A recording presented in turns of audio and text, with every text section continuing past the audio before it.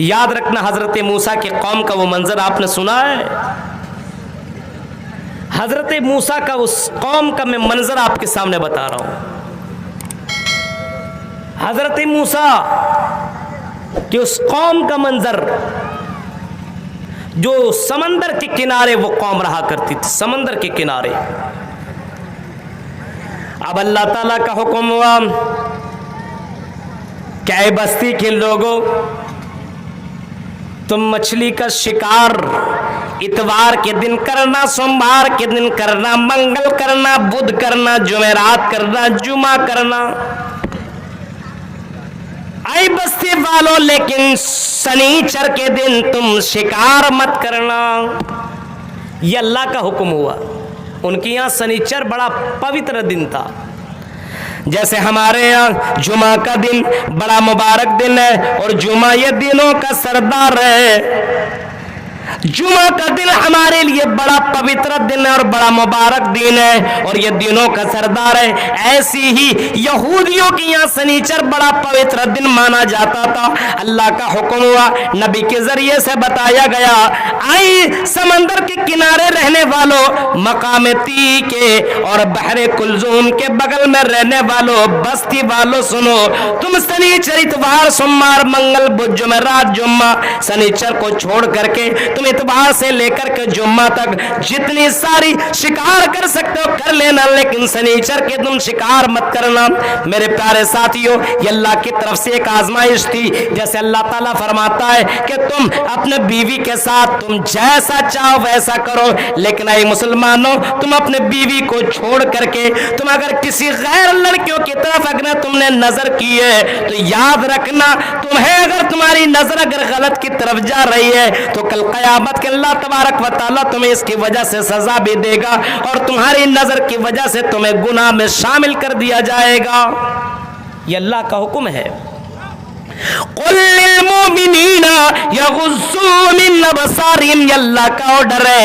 اے مسلمانوں، تم اپنی نظروں کو نیچی رکھنا۔ لڑکوں سے خطاب ہے، اگر لڑکیاں چست کپڑا پہنے، اگر لڑکیاں بے پردہ ہو کر کے گھومے، اگر لڑکیاں عریانیت لباس پہن کر کے گھومے، وہ گھوم رہی ہے، لیکن تیری امتحان، تیری ایمان کا امتحان ہو رہا ہے، تمہاری آزمائش ہو رہی ہے۔ اے لڑکوں، تم اپنی نظروں کی حفاظت کرتے رہنا۔ یہ اللہ کا حکم ہے، اور قیامت تک یہ حکم باقی ہے۔ قرآن میں ابھی یہ آیت موجود ہے، اب اس کے باوجود بھی تم وہی کام کرو۔ موبائل کے اندر غلط کام نہیں ہو رہا ہے، ایک بٹن دباؤ، گندی گندی فلمیں آ گئی ہے۔ آج دیکھ رہا، یہ زنا نہیں ہے، اللہ کا حکم مان رہا ہے نہیں مان رہا ہے۔ ایسے ہی اس بستی والے نے اللہ کی اس بات کو نہیں مانی۔ ارے کیا ہے، سنیچر کے دن ٹھیک ہے شکار نہیں کریں گے، اب اتوار کے دن شکار کرنے کے لیے گیا تو اتوار کے دن مچھلی ہے ہی نہیں، سوموار کے دن مچھلی ہے ہی نہیں، منگل کے دن مچھلی ہے ہی نہیں، بدھ جمعرات جمعہ مچھلی ہے ہی نہیں۔ اب کیا کریں؟ سنیچر کے دن جاتے تھے تو بڑی بڑی مچھلیاں ان کے پیروں کے پاس آ کر کے مڈلا رہی ہے، گھوم رہی ہے، ٹہل رہی ہے، باہر آ کر کے بیٹھ رہی ہے۔ اب سنیچر کے دن منع ہے بھائی، شکار نہیں کر سکتے ہو۔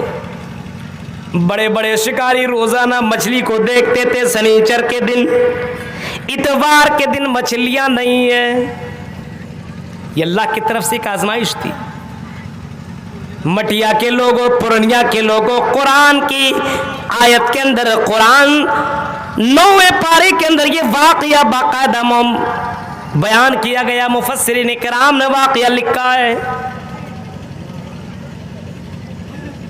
اب کچھ دن کے بعد 1 ہفتہ برداشت ہوا، 2 ہفتہ برداشت ہوا، 3 ہفتہ برداشت ہوا، اب کیا کرنے لگا؟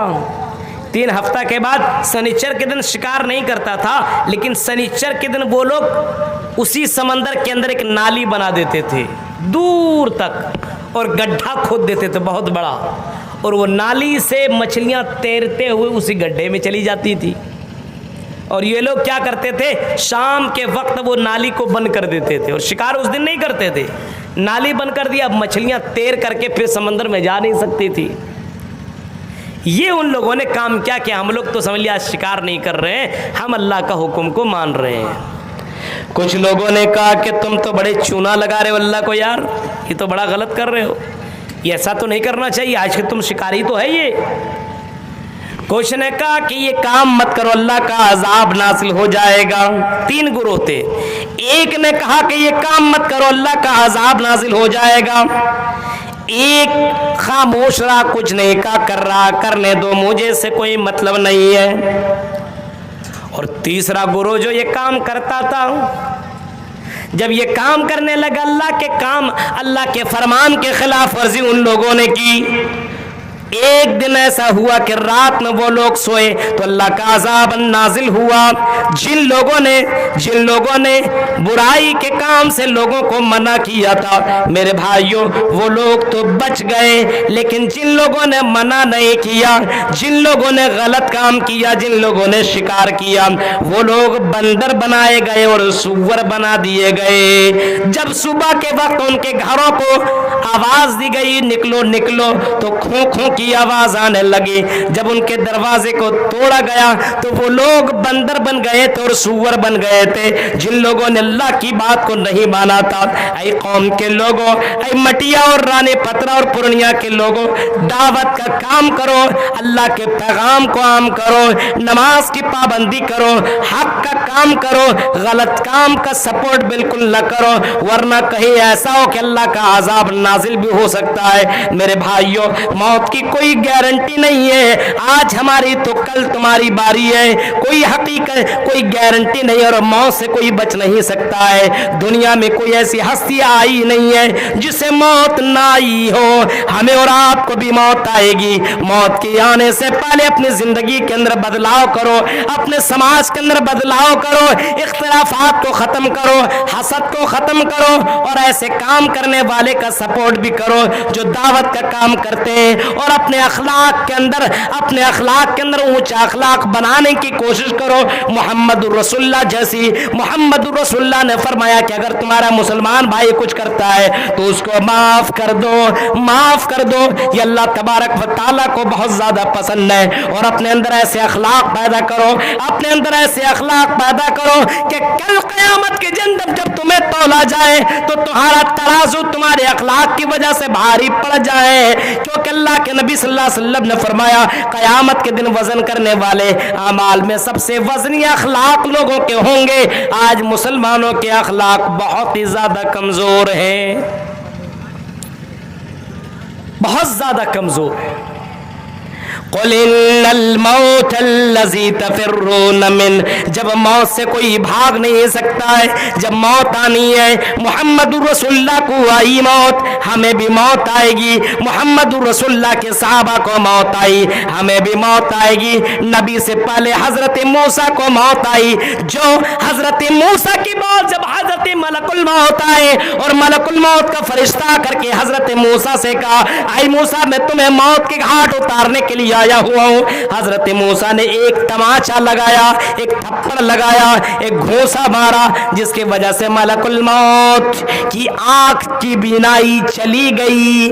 اللہ کے پاس گیا اور جانے کے بعد وہ فرشتہ کہتا ہے یا اللہ، اے میرے رب، آپ نے مجھے ایسے نبی کے پاس ارسلتنی الی عبد اللہ یرید الموت، ایسے نبی کے پاس، ایسے بندے کے پاس تو نے بھیجا ہے جو موت نہیں چاہتا ہے، اس کو موت نہیں چاہیے، موت کی تمنا نہیں ہے، وہ مرنا نہیں چاہ رہا ہے۔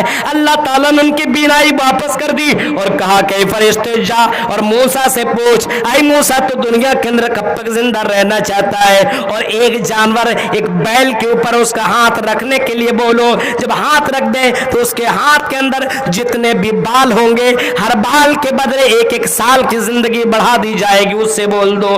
ملک الموت کا فرشتہ آیا اور آنے کے بعد حضرت موسیٰ سے کہا، بخاری کے الفاظ ہیں، اے موسیٰ تم کتنے سال تک زندہ رہنا چاہتے ہو؟ کہا بہت سال تک۔ کہا بہت سال تک؟ کتنے سال تک؟ کہا کہ بہت سال تک۔ کہا کہ سنو میں تمہیں ایک مشورہ دے رہا ہوں، اللہ کا حکم ہے کہ ایک جانور کے اوپر تم اپنا ہاتھ رکھو اور ہاتھ کے نیچے جتنے بھی بال لائیں گے ہر بال کے بدلے 100، ہر بال کے بدلے ایک ایک سال بڑھا دیا جائے گا۔ حضرت موسیٰ کہتے ہیں اس کے بعد کیا ہوگا, اس کے بعد کہتے ہیں پھر میں تمہارے پاس آؤں گا اور تمہارے روح کو قبض کر لوں گا. حضرت موسیٰ کہتے ہیں کیا میری بھی موت اس کے بعد آ جائے گی؟ کہا ہاں, موت تو آنی ہے, اللہ کے علاوہ کوئی دنیا میں باقی نہیں رہے گا. حضرت موسیٰ نے کہا جب اس وقت موت آئے گی تو اسی وقت تم میری روح کو قبض کر لو. میرے پیارے ساتھیوں, حضرت موسیٰ جیسی ہستی دنیا سے جب جا سکتے ہیں, محمد رسول اللہ سے جا سکتے ہیں, ہمیں اور آپ کو بھی مرنا ہے, لیکن مرنے سے پہلے دنیا کے اندر کچھ اچھے اعمال کرنا بھی ضروری ہے.